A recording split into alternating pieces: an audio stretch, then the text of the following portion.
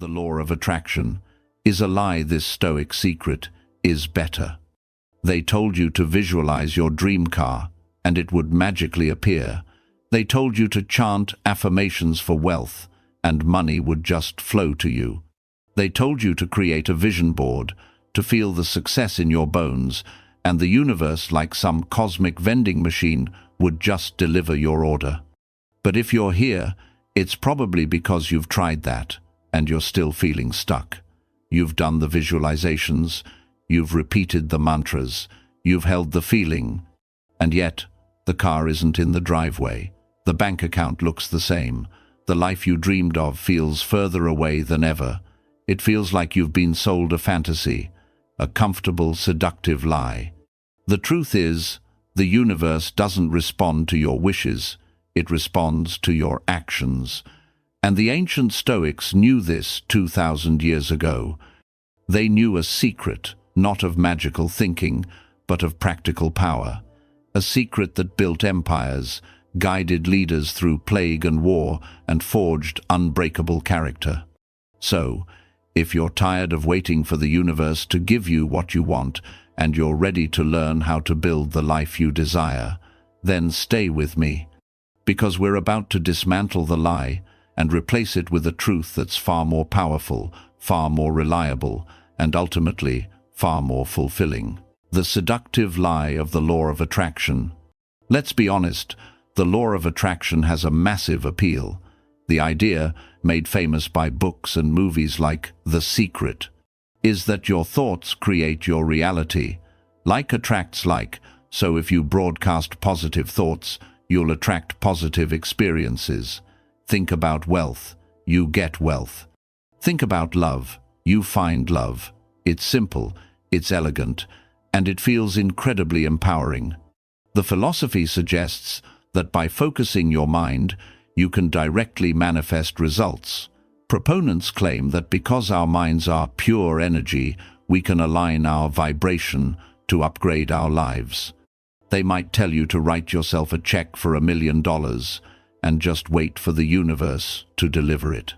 It's a powerful story because it offers a sense of control in a world that often feels chaotic. It suggests the keys to the kingdom aren't found in struggle or facing uncomfortable truths, but in the safe, cozy space of your own mind. It's like a painkiller. It tells you that you don't need to change your circumstances, just your thoughts about them. The problem? The painkiller is a placebo, and while you're feeling good, the disease of inaction is allowed to fester. This is where the lie begins to unravel.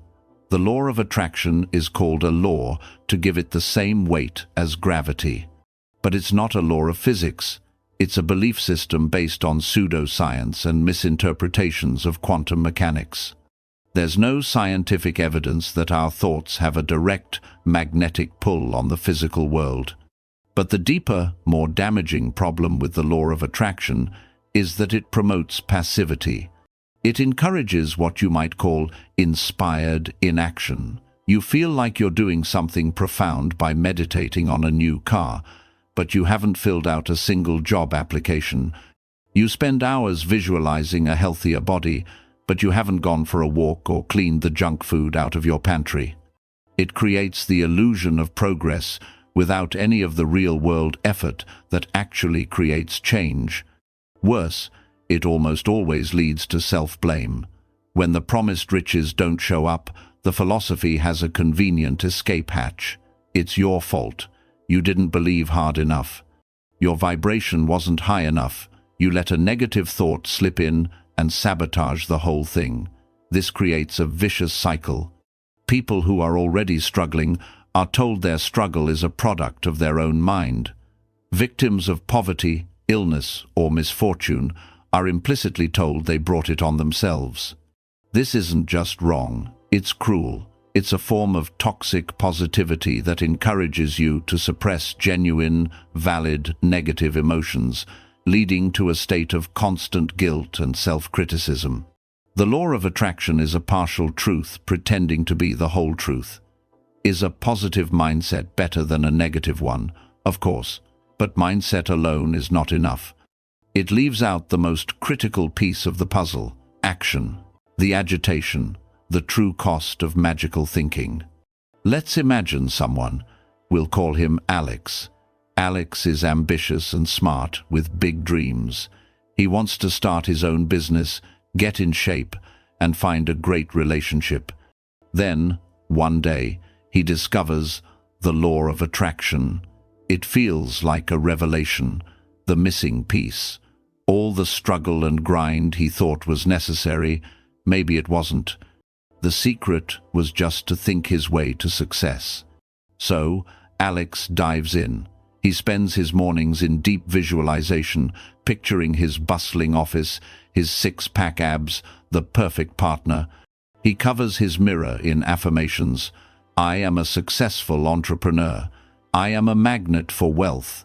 He feels fantastic, buzzing with a newfound certainty. He turns down a freelance project that seems like a lot of work for little pay. His vibration tells him something bigger is just around the corner. He stops going to the gym because the effort feels like a contradiction to the ease and flow the gurus talk about. He just visualizes his perfect body instead. He stops going out to social events because he's busy aligning his frequency to attract his soulmate.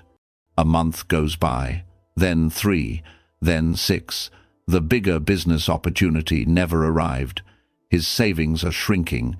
His body, far from getting lean, has softened. His social life has dried up, and a quiet loneliness starts to creep in a dark cloud he frantically tries to swat away with more affirmations. That initial buzz of excitement is now a constant, gnawing anxiety. The gurus on his screen tell him to ignore the 3D reality and trust the process. But reality is getting harder to ignore. The bills are real. The reflection in the mirror is real. The silence in his apartment is very, very real. So he doubles down. Maybe his visualizations aren't vivid enough. Maybe his affirmations lack conviction. He spends even more time trying to force a feeling of abundance while his reality screams lack. A deep sense of shame starts to set in. According to the philosophy, this failure is entirely his fault. He just isn't good enough. This is the true cost of magical thinking. It's not just the wasted time, which is a tragedy in itself. It's the missed opportunities. That freelance project, it could have been the seed for his business. Those workouts were the actual path to his health goals. Those social events were where real human connections are made. By waiting for the perfect outcome to magically appear, he rejected the imperfect process that creates growth. He was taught to be a passive receiver of fortune, not an active creator of his life. The law of attraction sold him a lottery ticket and told him it was a business plan. The cost is his confidence, his finances, his health, and his precious, unrecoverable time. He's been chasing a mirage in the desert, and now he's just exhausted, dehydrated, and no closer to the oasis. The transition. A 2000-year-old secret. But what if there was another way? A way that doesn't rely on wishful thinking, but on a battle-tested operating system for life. There is. It's a philosophy that was practiced not by seminar room gurus, but by emperors, generals, artists, and leaders for over 2,000 years. It's the philosophy of Stoicism. The Stoics, men like the Roman Emperor Marcus Aurelius, the playwright and advisor Seneca, and the former slave-turned-teacher Epictetus, weren't interested in what was easy or comfortable. They were interested in what worked. They sought to build an inner citadel, a fortress of mind and character that could withstand anything the world threw at it. They weren't dreamers, they were doers. They understood that the universe is not a gentle entity waiting to grant our wishes. It's unpredictable and often harsh. Their goal wasn't to bend reality with their thoughts, but to master their own will so they could act with courage, discipline, and purpose, no matter what. Stoicism isn't about suppressing emotion, it's about not being a slave to it. It's not about being passive, it's about taking relentless, purposeful action. And at its heart is one simple, life-changing idea that, once you get it, will change how you approach everything. This idea is known as the dichotomy of control. The Stoic solution, the dichotomy of control. Epictetus, one of the most influential Stoics, said that our main job in life is to separate all things into two categories, those we control and those we don't. That's it. That's the secret. It sounds simple, but it's the foundation of all human effectiveness and peace of mind. So, what's in our control? The Stoics were brutally clear on this. The only things truly up to us are our own choices, our judgments, our thoughts, and our actions. Everything else, literally everything else, is not. Think about it. You can't control the economy. You can't control the weather. You can't control what other people think of you. You can't control if you get sick or if your flight is cancelled. You can influence these things, but you can't dictate the final outcome. You can work hard for a promotion, but you can't control your boss's final decision. You can eat well and exercise, but you can't guarantee you'll never fall ill. You can write a brilliant book, but you can't control if it becomes a bestseller. The law of attraction tells you to focus all your energy on that outcome, the $1 million, the perfect partner, the bestseller status. It asks you to obsess over things you can't directly control, and that is a perfect recipe for anxiety and frustration. Stoicism commands the opposite. It tells you to release your attachment to the outcome and instead pour every ounce of your energy into what you can control, your effort, your attitude, and your actions. Imagine an archer. The law of attraction archer spends her time visualizing the arrow hitting the bullseye. She feels the victory. The Stoic archer does the exact opposite. She knows she cannot control the wind, a sudden twitch of the target, or a hidden flaw in the arrow, so she doesn't waste a single moment worrying about them. Instead, she focuses with intense clarity on what is up to her, selecting the best arrow, perfecting her stance, controlling her breath, and executing a clean release. Her goal is not to hit the bullseye. Her goal is to execute a perfect shot. If she does everything in her power, the chances of hitting the bullseye are much higher. But if a gust of wind carries the arrow astray, she feels no distress. Why? Because the wind was never in her control. She succeeded at her goal, which was to do her part with absolute excellence. This is the path to both success and tranquility. As Marcus Aurelius wrote, "You have power over your mind, not outside events. Realize this, and you will find strength." Stop for a moment and think about a goal you have. What parts of it are truly within your control? What parts aren't? The moment you make this distinction, you reclaim your power. If this idea is already starting to click, go to the comments right now and write, "I control my actions, not the outcomes." Because you don't chase results you can't control. You earn them by focusing on what you can, beyond control. Stoic tools for real-world achievement.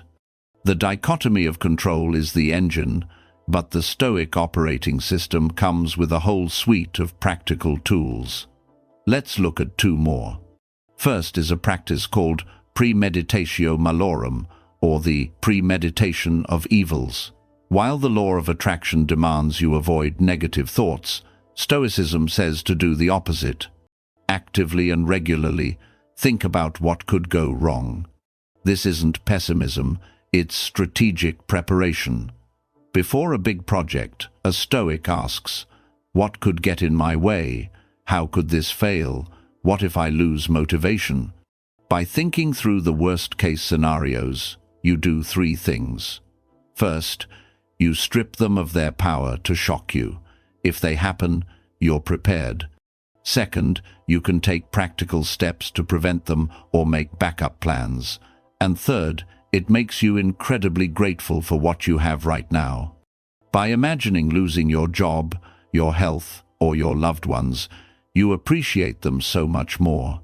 The second tool is a radical shift from what you get to who you are. Stoicism teaches that the primary goal isn't to accumulate things, but to live with virtue. To the Stoics, virtue meant living with courage, discipline, justice, and wisdom.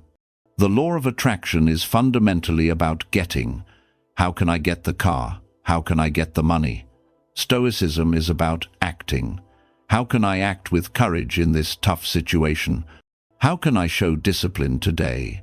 How can I be a good person, right here, right now? This is the ultimate secret. You don't attract what you want, you attract what you are. You don't manifest a successful business by wishing for it. You build one by consistently showing up with discipline, creativity, and perseverance. You don't manifest a healthy body by visualizing it. You build one through temperance and self-control. The outcomes, the success, the achievements are just byproducts. The Stoics called them preferred indifference. It's preferable to be successful, but your self-worth isn't dependent on it. Your fulfillment comes from the process itself. Success is a consequence of your character, not a cosmic reward for wishful thinking. Conclusion. For too long, a culture of magical thinking has sold us a comforting lie. It has told us the universe is a catalogue, and our thoughts are the currency. It has encouraged us to be passive dreamers, waiting for a destiny that will never arrive. The law of attraction isn't a law. It's a fantasy that can leave you powerless, blaming yourself for things you never controlled in the first place. The Stoics offer a more challenging, but infinitely more rewarding path. They teach us that we have immense power, but it's not the power of a magician, it's the power of a craftsman. The power to choose our response, to master our impulses, and to act with purpose. So stop trying to control the universe. It's an exhausting and futile task. Instead, focus on the one thing you have absolute dominion over: yourself. Control your actions. Control your efforts. Control your character. Set your goals, but fall in love with the process. Define your vision, but focus on the single step you can take right now.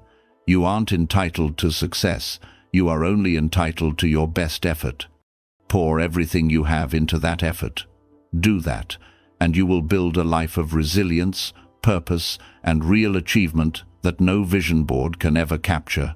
You won't have to chase success, because you will have become success. You will have built it, one virtuous action at a time. That is the Stoic secret. That is the truth. Have you ever tried applying these Stoic principles to a goal? I'd love to read about your experience in the comments below. And be sure to check out our next video, where we'll dive into more practical ways to build a life of strength and purpose.